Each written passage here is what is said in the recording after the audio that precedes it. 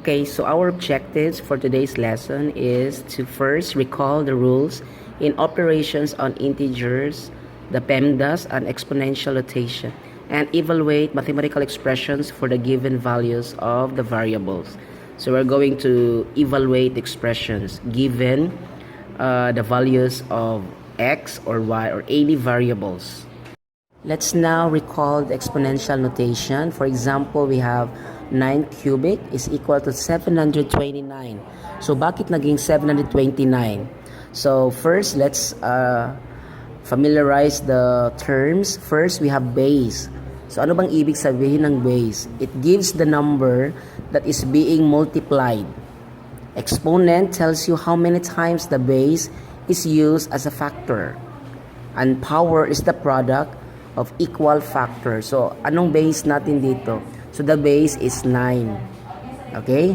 So, yung exponent tells you how many times the base is used as a factor. So, our exponent is 3. So, yung maliit, no, nasa itaas, yung exponent. Okay?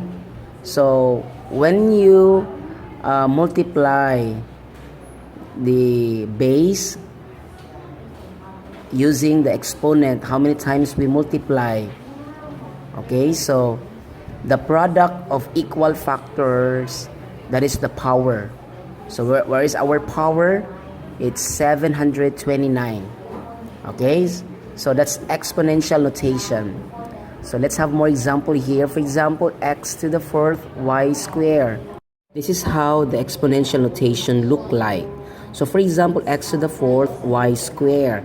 So when we write this in expanded notation, so since 4 ang exponent ni x at 2 ang exponent ni y, so we have to write 4 variables of x and then 2 variables of y. Okay? Then 6 square, a cubic, and b square. So since square yung 6, so dalawa. So we have to write 6 and then tatlong A and dalawang B. Okay, so based on the exponent, this is the expanded notation.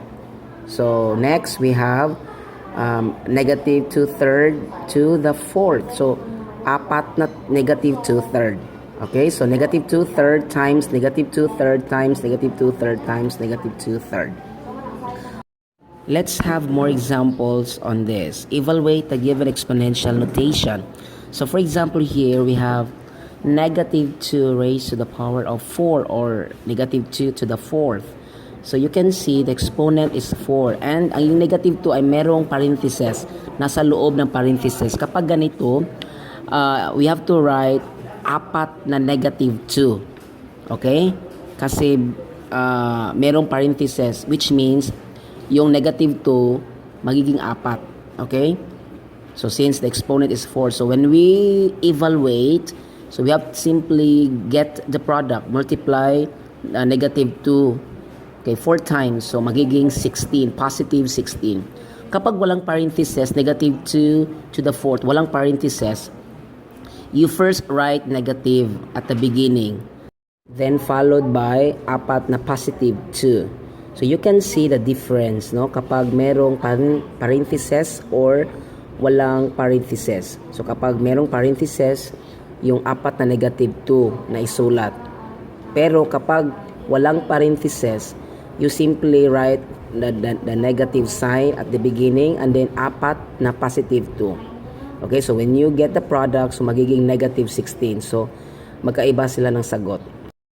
Next, 2/3 to the fourth. So, we have to write apat na 2/3 kasi 4 yung exponent niya. So, when we get the product, so first we have to multiply all the numerators. So, 2 times 2 times 2 times 2 at yung denominator rin.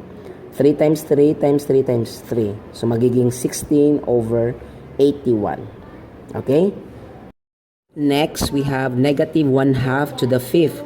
Again, we have to write 5. Since 5 yung exponent, 5 negative 1/2. So again, first multiply all the numerators, then multiply all the denominators. Since 5 yung negative, so magiging negative yung sign. So the answer is negative 1/32. Okay?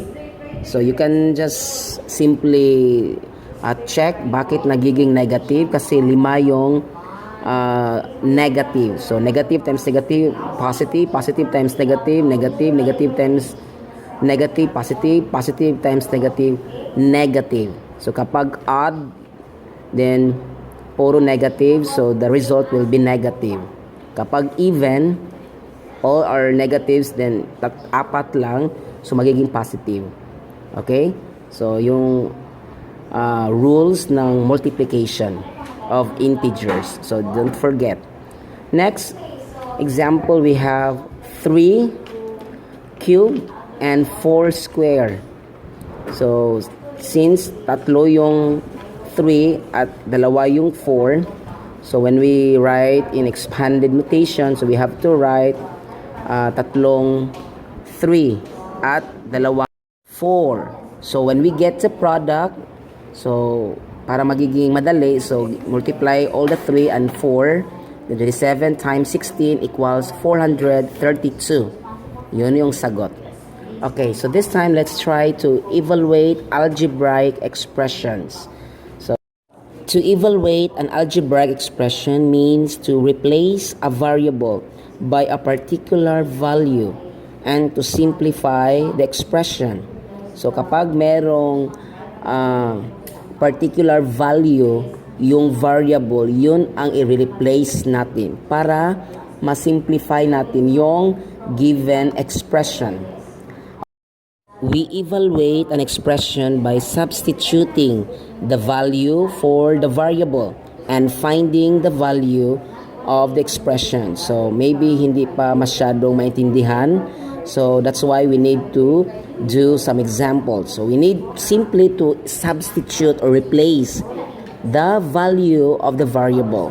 Let's do an example. Let's evaluate. For example, number 1, 3x. For x is equal to 3. What does it mean? So the value of x is 3. So the given expression is 3x. So to evaluate the algebraic expression, we just simply substitute 3 or replace 3. Okay? To x. We write 3 and then our value of x is 3. So 3 times 3. So magiging 9. So that's the answer. So that's so easy. Next, number 2 example, 3xy. For x is equal to 3 and y is equal to negative 2. So simply replace the values of x and y. So x is 3. So write 3, then y is negative 2. You write negative 2. Then multiply. 3 times 3 times negative 2, magiging negative 18. So that's how we evaluate algebraic expression. Okay, so let's proceed to the next example. 3x plus y. For x is equal to 4. Y is equal to 5. Positive, all positive. Again, so first you have to write 3. Then our x, the value of x is since positive 4. So we write 4. Then write plus, then y. So the value of y is positive 5. So first we have to multiply 3 and 4. 3 times 4, magiging 12. Okay? Then plus 5. So 12 plus 5. So the answer is 17. Let's continue. Evaluate the following. If A is equal to 2, B is equal to 3, and C is equal to negative 2. So number 1 example, 5A, that's the given. So first you have to write 5 and then find the value of A, which is positive 2. Then you copy 2 there, then multiply since they are one term. So multiply 5 times 2, magiging 10. That's the answer. Okay, next example is AB. AB. So they are just one term. So the value of A is positive 2. The value of B is positive 3. And then simply multiply. So magiging 6. That's the answer. Next, number 3, A, B, C. So they are just one term. So simply multiply the 3 variables. So the value of A is positive 2, B positive 3, and C is negative 2. So when you get the product of the 3 variables, the answer is negative 12. Okay? So that's it. Example, we have A times B plus C. So first, we have to substitute the value of A, which is positive 2, and then the value of B is positive 3, and C is negative 2. So replace lang yung values ng variable na A, B, and C. Then after we replace the values of the variables, then we will do the operation. First, we will compute the inside the parentheses. Okay, so it's 3 plus negative 2. Since hindi sila magkatulad ng sign, so magiging subtraction. So the answer is positive 1. Then multiply 2 times 1, the answer is positive 2. So ito yung sagot. So napaka-easy lang yung evaluating algebraic expression. So if you know how to substitute and replace the values of the variables, then it's so easy to do the operation. So let's number 6b times 4a minus 5c. Okay, so first we have to write the given and then substitute the value of b, which is positive 3, and then 4, it's already given. Then a, the value of a is positive 2, so simply write positive 2, then minus 5, that's the given, and then the value of c, which is negative 2. Let's solve inside the parentheses first. So 4 times 2 magiging 8, and then minus 5 times negative 2 magiging negative 10. Okay, so ito magiging 8 minus negative 10. Since minus and then negative 10 ay yung kasunod, so magiging plus ito. Remember the rules in subtracting integers. So magiging plus 8 plus 10 magiging 18. Okay? And then 3 times 18 magiging 54. Next example, we have 8b over AC. So first, we have to write the given 8, and then the value of b is positive 3, a is positive 2, and c is negative 2. Then multiply 8 and 3, 24, then 2 and negative 2 magiging negative 4. Then divide 24 by negative 4, so magiging negative 6. So ito po yung sagot. Let's do more examples. Evaluate the following. If x is equal to 3, y is equal to negative 2, and z is 4. Okay, so number 1 example, x, y cubed. Then simply replace the values of x and y.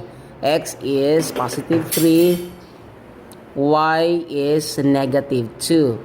Since si y merong exponent na 3, so which means we have to multiply negative 2 3 times. Negative 2 times negative 2 times negative 2. So magiging negative 8. Okay? So magiging negative 8. So 3 times negative 8. The answer is negative 24. That's it. Okay? I hope it's clear. Next example, we have 2x squared, y squared. So first, we have to write the given and substitute the value of x. So 2, then x, our x is positive 3. Then copy the exponent 2. Then y, the value of y is negative 2. Then exponent is 2. Next, we have to get the square of 3. Kasi merong exponent na 2. So 3 times 3 magiging 9. And then negative 2 get the square of negative 2. So, negative 2 times negative 2, magiging positive 4. Okay, so ito ay magiging 2 times 9 times positive 4.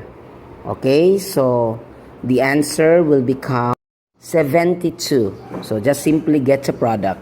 Next, number 3. 2x squared plus 4y minus z. Then first, you have to write the given 2. Then the value of x is 3. Then square plus 4, the value of y is negative 2. Minus the value of z is positive 4. Okay, then first, we have to get the square of 3. Okay, so 3 times 3 magiging positive 9. Okay, then 4 times negative 2 magiging negative 8. And then just simply copy 4. Okay, then 2 times 9, 18. Minus 8, minus 4. So the answer is 6. So that's the answer. Next example, number 4. 3x cubed plus 1 over z minus 2. So then, copy the given. 3, the value of x is 3. Then, exponent is 3 plus 1 over z, which is positive 4, then minus 2. Okay? Since si 3, mayroong exponent na 3, so we have to multiply 3 times. So, si 3 magiging 27. And then, 4 minus 2, sa denominator magiging positive 2. Then, so multiply 3 times 27 plus 1. So magiging 82 over 2. So we can still divide 82 divided by 2, magiging 41.